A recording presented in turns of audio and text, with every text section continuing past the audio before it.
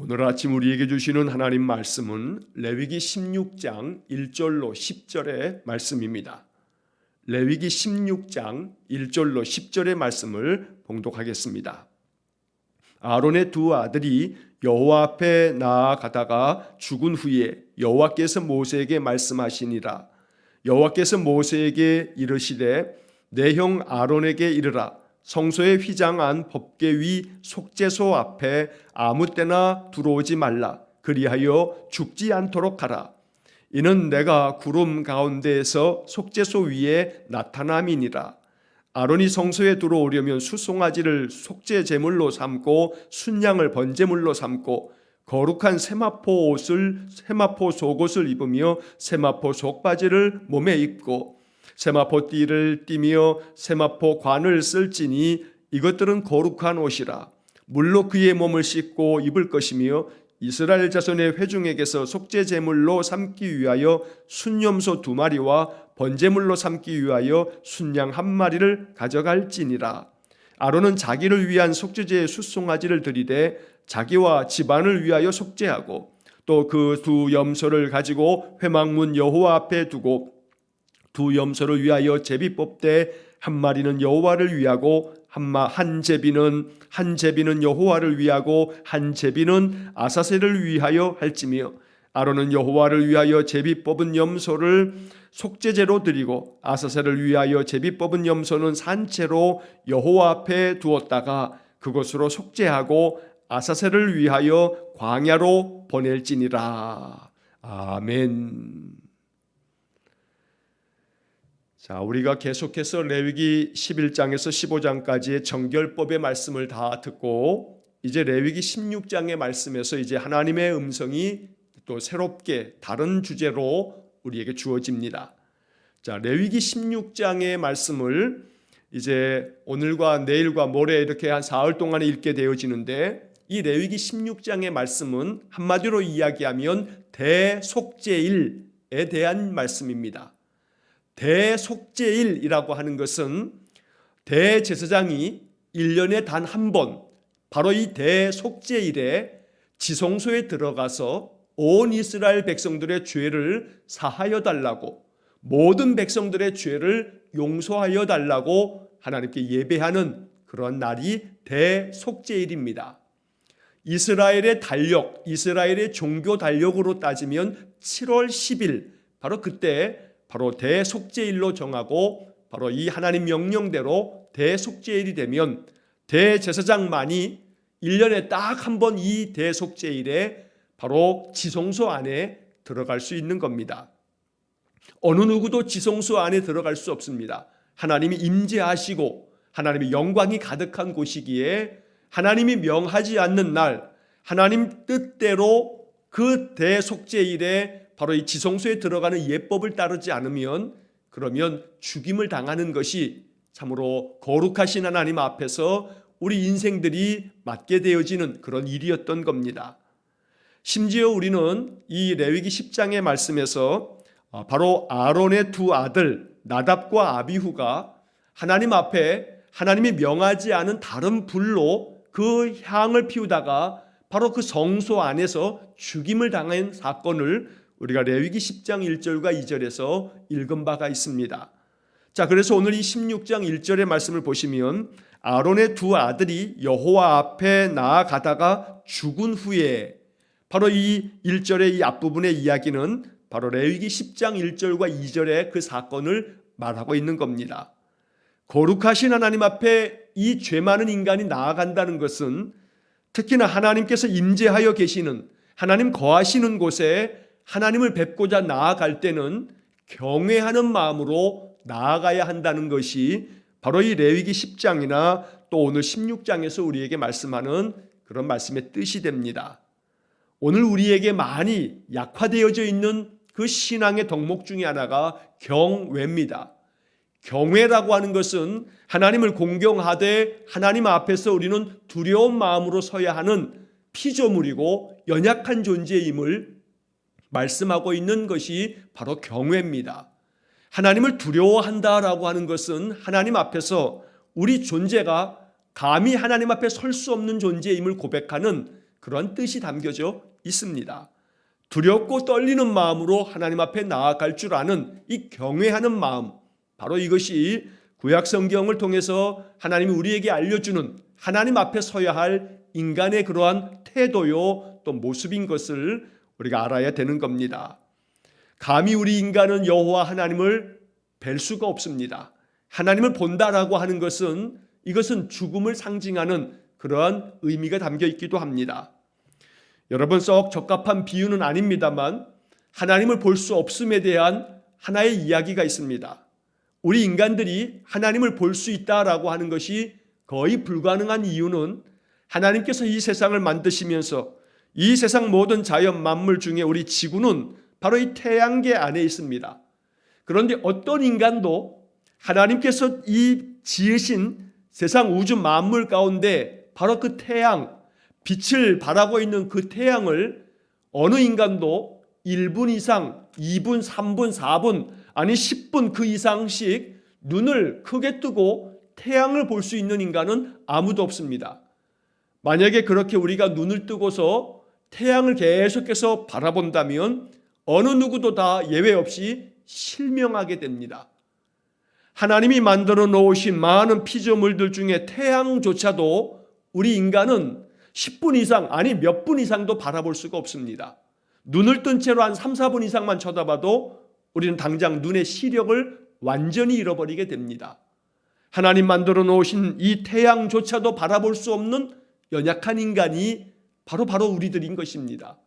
그런데 과연 하나님을 바라본다는 것은 정말 우리가 두렵고 떨리는 마음으로 죽음을 각오할 수 있는 그런 두려움으로 하나님께 나아가야 된다는 것을 이야기하는 겁니다. 자, 그래서 이 레위기 16장의 말씀에서 하나님께서는 바로 이 아론의 두 아들이 여호와 앞에 나아가다가 죽은 그 아주 참혹한 참 비통한 이 사건, 바로 이렇게 하나님 앞에 나아가는 이들은 늘 거룩함으로 하나님을 경외하는 마음으로 나아가야 한다라고 하는 것을 알려주면서 바로 이 대속죄일의 규례를 말씀하고 있습니다. 자, 하나님께서 모세에게 말씀합니다. 자, 2절 말씀에 보면 너의 형 아론에게 이르라. 성소의 휘장 안 법궤 위 속죄소 앞에 아무 때나 들어오지 말라. 그리하여 죽지 않도록 하라.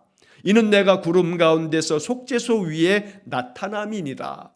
하나님께서 바로 그 법궤가 있는 이 지성소 안에 하나님이 영광 가운데 그렇게 나타나심으로 대제사장이라 할지라도 이 지성소 안으로 아무 때나 들어오지 말라라고 말씀하고 있습니다. 만약에 아무 때나 자기 멋대로 자기 뜻대로 들어오게 되면 죽음을 면치 못한다라고 하는 말씀입니다. 그래서 죽지 않도록 이 지성소 안에는 아무 때나 들어오지 말라라고 이렇게 하나님께서 모세를 통해서 아론과 그 아들들 제사장들에게 아주 엄하게 말씀하고 있는 겁니다. 자, 여기 성소의 휘장 안 법궤 위 속죄소 앞에라는 표현이 나옵니다.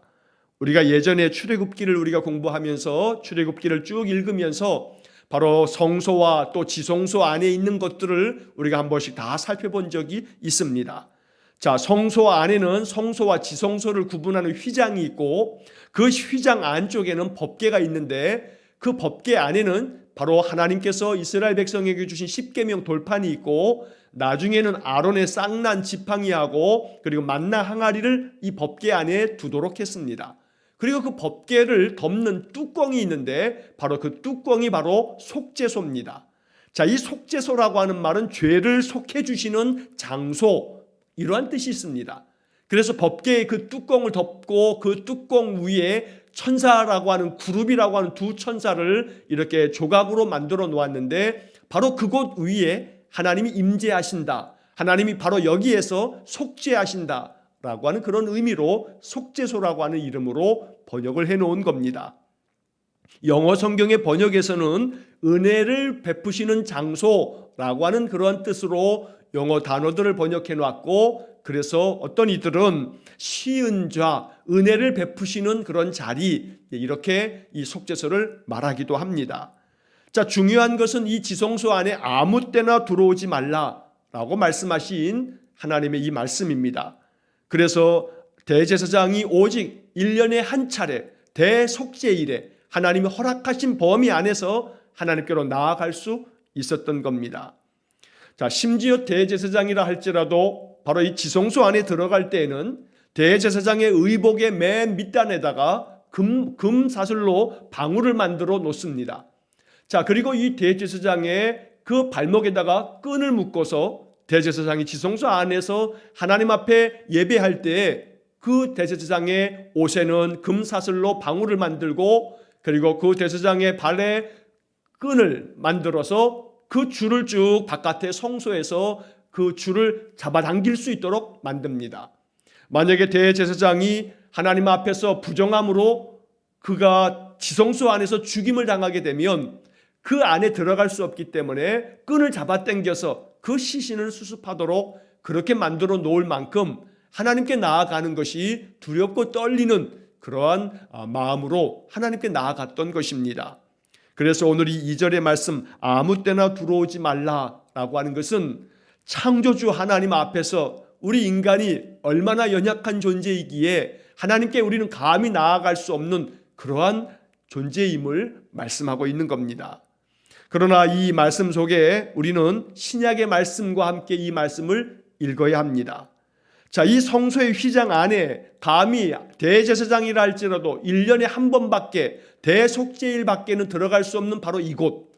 그런데 이 대속죄일에 들어갈 수 있는 이곳을 우리는 이제는 예수 그리스도로 말미암아 아무 때나 하나님의 존전으로 나아갈 수 있는 길을 얻게 된 겁니다. 자, 그래서 우리는 이 레위기 16장 지금 2절에 나오는 이 말씀과 함께 꼭 읽어야 할 말씀이 마가복음 15장 38절의 말씀입니다. 마가복음 15장 38절에서 예수님께서 십자가에서 이제 돌아가십니다. 자, 이 마가복음 15장 38절에 보면 예수님이 십자가에서 돌아가실 바로 그때 예수님이 십자가에 돌아가시면서 성소의 휘장이 찢어지는 그런 사건이 일어나게 됩니다. 마가복음 15장 38절 성소 휘장이 위로부터 아래까지 찢어져 둘이 되니라. 자, 이 마가복음 15장의 말씀이 중요한 까닭은 지성소와 성소를 구분했던 그 휘장이 예수님 십자가에서 돌아가시면서 이 성소의 휘장이 위에서부터 아래로 둘로 찢어졌다는 겁니다. 그래서 이제는 성소와 지성소가 막힘없이 하나가 되어지므로 백성들이 언제나 하나님께로 나아가며 제사장들은 언제나 늘 아무 때나 지성소 하나님께로 나아가는 길을 열어놓으셨다는 겁니다. 그래서 우리는 예수 그리스도의 십자가의 은혜로 말미암아 아무 때나 하나님께로 나아가는 복을 얻게 된 것입니다. 그래서 히브리서 4장 15절과 16절의 말씀에서는 우리에게 대제사장이 계신데 그 대제사장 예수님께서 우리에게 참으로 은혜를 베풀어 주셔서 이제 하나님의 은혜의 자리, 우리가 늘 때를 따라 돕는 은혜를 얻기 위해서 하나님의 그 은혜의 자리로 늘 나아가라고 말씀하고 있는 것이 바로 히브리서 4장 16절의 말씀입니다. 그래서 오늘 우리는 이 레위기 16장의 말씀에서 바로 이 구약의 시대에는 어느 누구도 아무 때나 하나님의 그 임재하시는 그 자리로 나아갈 수 없었지만 이제 예수 그리스도의 십자가의 은혜로 말미암아 우리는 언제든지 하나님께 나아가 주님의 이름을 부르면서 예배할 수 있게 되었다. 바로 이것이 레위기 16장과 예수님의 십자가의 죽음이 연결되어지는 아주 중요한 말씀이 되는 것입니다.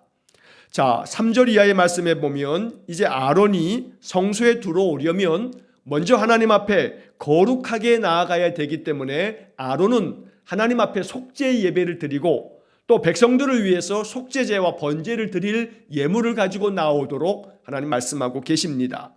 자, 3절 말씀 보시면 아론이 성소에 들어오려면 여기서 성소는 지성소를 말하는 겁니다. 자, 이 성소 지성소 안에 들어오려면 수송아지를 속죄제물로 삼고 순양을 번제물로 삼고 4절 거룩한 세마포 속옷을 입으며 세마포 속바지를 몸에 입고 세마포 띠를 띠며 세마포 관을 쓸지니 이것들은 거룩한 옷이라 물로 그의 몸을 씻고 입을 것이며 5절 이스라엘 자손의 회중에게서 속죄 제물을 삼기 위하여 순염소 2마리와 번제물로 삼기 위하여 순양 1마리를 가져갈지니라. 자, 지금 하나님께서 모세에게 명하시면서 아론에게 대속죄일에는 이렇게 하라고 가르치라고 지금 말씀하고 있는 겁니다. 아론이 하나님 앞에 대속죄일에 지성소에 들어가려면 먼저 자기 자신과 자기의 가족들을 위해서 속죄해야만 합니다. 그래서 속죄제 예배를 드리라고 말씀하고 있는 겁니다. 숫송아지를 가지고 속죄 제물로 삼아서 먼저 너희들의 죄를 씻어라 말씀합니다. 모든 백성들의 죄를 속하기 위해서는 먼저 제사장이 먼저 하나님 앞에서 죄 사함을 받도록 속죄 예배를 명하고 계시는 겁니다. 자, 그런데 여기 4절의 말씀에서 아주 강조하고 있는 것이 세마포라고 하는 말입니다. 자, 거룩한 세마포 속옷을 입고 그리고 그 속에 속바지를 몸에 입고 세마포 띠를 띠고 그리고 세마포 관을 쓰고 하나님께로 나아오라고 말씀합니다. 자, 이 세마포라고 하는 것은 하얀 색깔의 말을 가지고 아주 얇게 옷감을 만들어서 이렇게 제사장이 의복으로 만들어 놓았습니다. 출애굽기의 말씀에서도 우리는 이 제사장의 의복에 대한 것도 한 번씩 다 살펴본 바가 있습니다. 자, 이 거룩한 세마포 옷, 이 세마포 옷을 입는데 모든 제사장의 그 의복이 세마포 속옷, 세마포 속바지, 세마포 띠, 세마포 관, 바로 이 세마포라고 하는 것은 겸손함을 상징하는 그런 의복이 되기도 합니다. 하얀 세마포 옷을 입으면서 내가 늘 하나님 앞에 죄인이지만 깨끗한 마음 심령으로 나아가겠습니다 라고 하는 그런 겸손함을 상징하는 그런 말씀이기도 합니다. 자, 이 세마포 옷을 입고 하나님 앞에 나아갑니다. 그런데 이 세마포 옷을 입을 때에는 제사장이 먼저 그의 몸을 씻고 그리고 그 다음에 이 거룩한 옷을 입으라고 말씀합니다. 먼저 하나님 앞에 나아가는 자들은 자기의 몸을 씻듯이 그 마음을 씻고 정결함을 가지고 하나님께 나아가야 됨을 말씀하고 있는 것입니다. 자, 그리고 난 다음에 이제 이스라엘 회중들을 위해서 하나님 앞에 속죄 예배를 드리기 위해서 이제 가지고 나와야 할 것이 순염소 2마리하고 또 하나님께서 우리의 죄를 용서하여 주셨음에 대해 감사 제사를 드리는 번제를 위해서 순양 1마리를 가져오라고 말씀하고 있습니다. 자, 여기서 우리가 참 중요하게 봐야 할 것은 바로 백성들의 그 회중들의 죄를 속하기 위해서 속죄제를 드릴 때 바로 순염소 2마리를 가져오라고 하는 이 말씀입니다. 자, 이 말씀이 6절서부터 10절까지의 말씀에서 이제 그 설명이 되어져 있습니다. 온 백성들의 죄를 다 하나님께 용서받으려면 속죄제를 드려야 되는데 이 속죄 예배를 드릴 때에는 순염소 2마리를 가지고 와라. 그리고 그 순염소 2마리 중에 제비를 뽑아서 1마리는 여호와를 위해서 속죄 제물로 그것을 잡아서 그 피를 가지고 하나님께로 나아가 지성소 안에서 하나님께서 명하신 방법대로 속죄 예배를 드리도록 명하셨던 겁니다. 자, 6절과 7절, 8절의 말씀을 봅니다. 6절, 아론은 자기를 위한 속죄제의 숫송아리를 드리되 자기와 집안을 위하여 속죄하고 7절, 또 그 2 염소를 가지고 회막문 여호와 앞에 두고 8절, 2 염소를 위하여 제비 뽑되 한 제비는 여호와를 위하고 한 제비는 아사셀을 위하여 할지며. 자, 6절의 말씀에서는 대제사장이 먼저 자기와 자기의 집안 식구들을 위해서 먼저 속죄 예배를 드림으로써 온 백성들의 예배를 먼저 드리기 전에 자기 자신이 먼저 깨끗함을 얻으라고 말씀하고 있는 것이고, 또한 7절의 말씀에서는 이제 2 염소를 가지고 나오는데 이것은 모든 백성들의 죄를 용서함 받기 위해서 이렇게 하라고 명하십니다. 그 중에서 제비를 뽑아서 하나는 여호와를 위하고 하나는 아사셀을 위해서 이 2마리의 염소를 바로 속죄제물로 준비케 하셨던 겁니다. 자, 이어지는 9절의 말씀에 보면 아론은 여호와를 위하여 제비 뽑은 염소를 속죄제로 드리고 10절, 아사셀을 위하여 제비 뽑은 염소는 산채로 여호와 앞에 두었다가 그것으로 속죄하고 아사셀을 위하여 광야로 보낼지니라. 자, 그래서 여기 지금 6절서부터 10절까지에 나오는 이 말씀을 통해서 아사셀을 위한 염소라고 하는 그런 말이 이 성경 속에 여기에 담겨져 있는 겁니다. 자, 아사셀을 위한 염소라고 하는 것이 나름 중요한 의미를 갖게 됩니다. 자, 이 레위기 16장 우리가 10절까지 오늘 읽었는데 이제 내일과 모레 나머지 부분을 읽으면서 이 아사셀을 위한 이 염소에 대한 이야기를 또 한번 보게 될 겁니다. 자, 이 아사셀이라고 하는 것은 여러 가지 해석이 있습니다. 그래서 성경학자마다 이 아사셀을 위하여 제비 뽑은 이 염소를 광야로 보내는 이 의식이 어떤 의미를 가지고 있는가라고 하는 것을 주석할 때 학자들마다 여러 다양한 견해를 말하고 있습니다. 자, 그 중에 우리가 취할 수 있는 대표적인 견해 한 두어 가지를 보게 되면 아사셀이라고 하는 것을 이렇게 이해를 하는 학자들이 많습니다.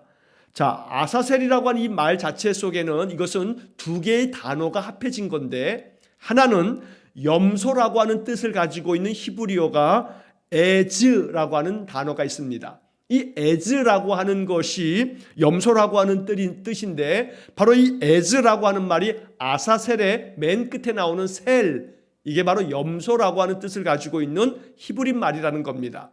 자, 그 다음에 그 앞에 나와 있는 아사라고 하는 것은 바로 멀리 내보내다, 멀리 가버리다, 멀리 떠나가다 라고 하는 뜻을 가지고 있는 히브리어 동사가 아잘이라고 하는 동사가 있습니다.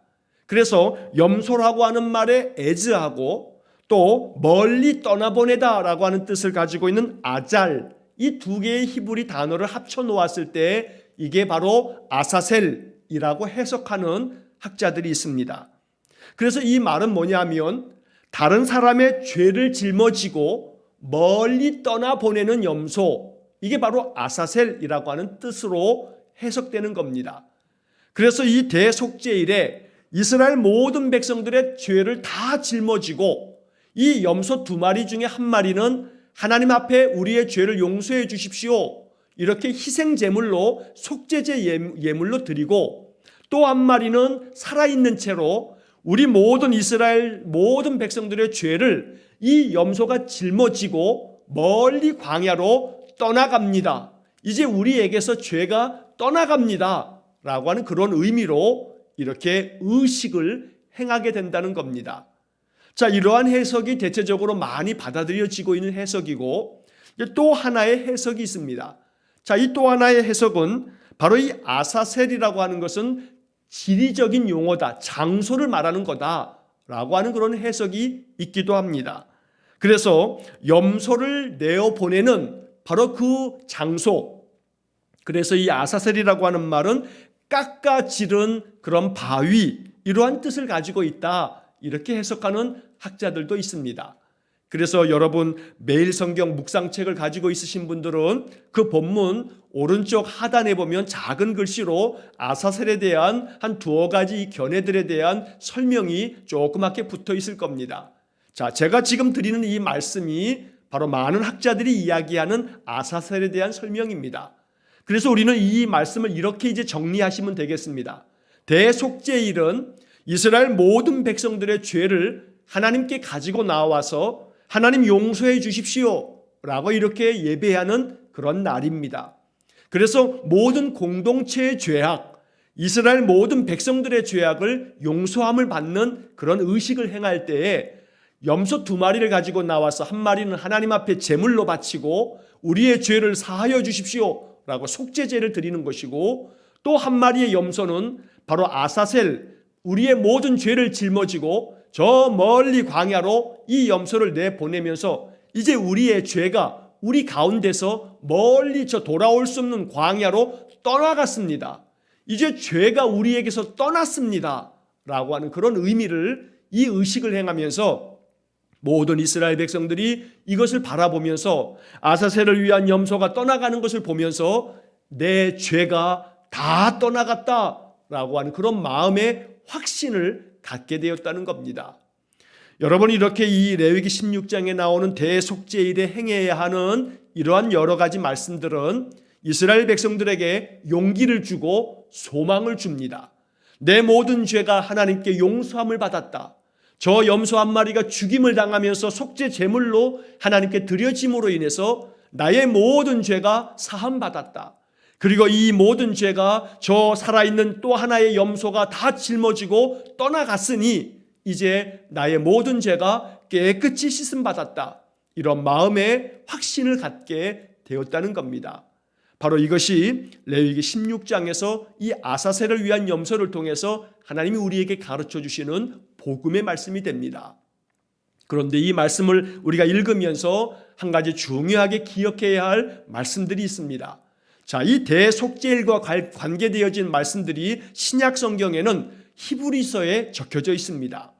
자, 히브리서 7장과 8장과 특별히 9장의 말씀에 보면 바로 이 대속죄일에 관한 예수 그리스도가 바로 이 속에 담겨 있다는 것을 해석하고 있는 말씀이 히브리서의 말씀입니다.